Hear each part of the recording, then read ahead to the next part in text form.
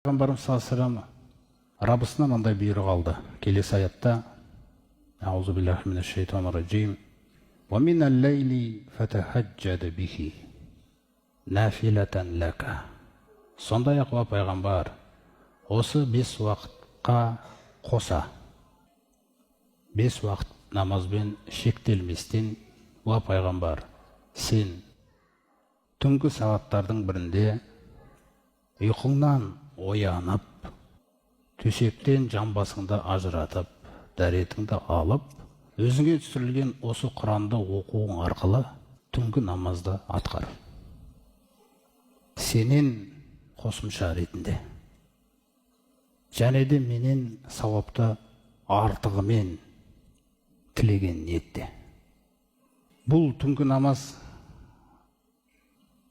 шын мәнінде 5 уақыт намаздан айырмашылығы әрине өте үлкен, бірақ Алла Тағала оны әрине парыз қылмады, тек қана пайғамбарымыз саллаллаху алейхи ва саллямға ғана болмаса. Бірақ 5 уақыт намаз ол көбінесе біз жамағаттың көбісі мешітте оқиды, тағы бір жерлерде оқиды, жұмыста оқиды, яғни куәлар бар 5 уақыт намазда. Сондай-ақ ол парыз дейік.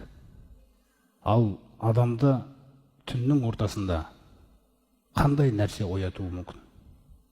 Ұйқы тәтті болып отқан кезде, ұйқы тәтті, көрпе жылы не адамды тұрғызуы мүмкін? Ешкім оны көріп тұрмаған жағдайда. Алладан басқа ешкім көрмейді оны. Міне бұл деген сөз Аллаға, ақыретке, Алланың қасындағы сауаптарға, сондай-ақ тозақтан қорқатындығының, осы нәрселерге деген ниетіңнің шынайылығы да. Тек қана шын мәніндегі Аллаға деген ұмтылыс, Аллаға деген жақындау ниеті, шын мәнінде деген тозақтан қорқу, шын мәнінде жәннаттың күллі дәрежесін қалау дегендей нәрселер. Шын мәнінде Аллаға мұқтаж екендігіңді, оның жәрдемін қатты қалайтындығың, онсыз өмір сүре алмайтындықтың бір шынайы бір белгісі, ол осы түнгі намаз екен. Сондықтан да сахабалар пайғамбарымыз саллаллаху алейхи ва саллямдан сұраған кезде, парыз намаздардан кейінгі ең абзал намаз қандай деп сұрағанда, ол кісі саллаллаху алейхи ва саллям сахабаларына айтады: Афдолу салати баъдал фаридати салатул лейли дейді. Парыз намаздардан кейінгі ең абзал намаз ол түнгі намаз дейді. Міне осы түнгі намазда Аллах Тағала пайғамбарымыз саллаллаху алейхи ва саллямға атқар деп жатыр. Пайғамбарымыз бірінші болып атқарған жоқ ол түнгі намазды. Ол пайғамбарымыз саллаллаху алейхи ва саллямға дейінгі буындарда да қаншалаған салиқалылардың жолы болатын бұл түнгі намаз. Сондықтан соны түсіндіріп, пайғамбарымыз саллаллаху алейхи ва саллям өзінің үмбетіне айтады. Яғни қызықтырады, ынталандырады. Парыз болмаса да, алейкум би қиямил лейли дейді бізге. Сендер түнгі намазда оқуға тиістісіңдер. Яғни пайғамбарымыздың ынталандыруы осылай. Алейкум би қиямил лейли, сендер түнгі намазды атқаруға тиістісіңдер. Иннаху даабу солихина қаблакум, шынымен де ол түнгі намаз сендерден бұрын өткен салиқалылардың жолы болатын дейді.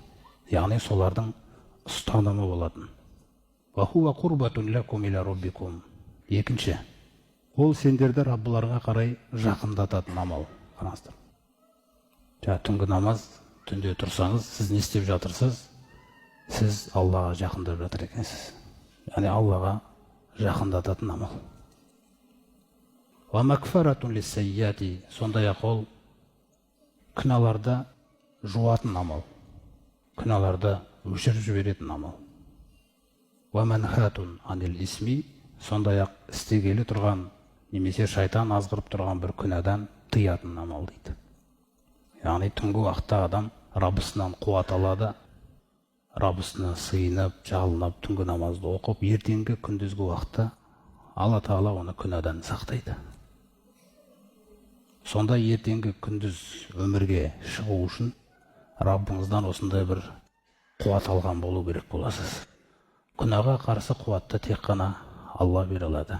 Алламен байланыс нығайған кезде ғана біз қарсы тұра аламыз.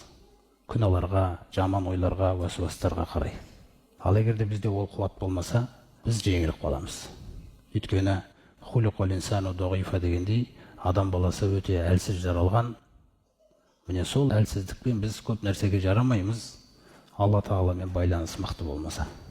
Сондықтан Алла Тағала бізді 5 уақыт намазбен байлауымызбен қатар, осындай бір түнгі намазбен де байлауды қалады.